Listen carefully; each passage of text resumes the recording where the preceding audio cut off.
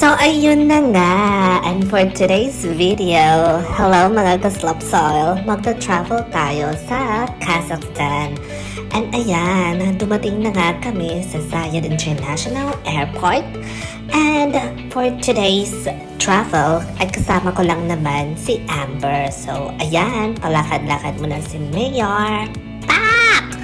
Ayan, outfit check yan, girl. So, nakarating na nga kami at dumiretso na kami sa loob. So, pa-open naman ng glass door please. Ayan. So, nung nakarating na nga, dumiretso na kami sa check-in counter ng Wizz Air para makuha yung boarding pass.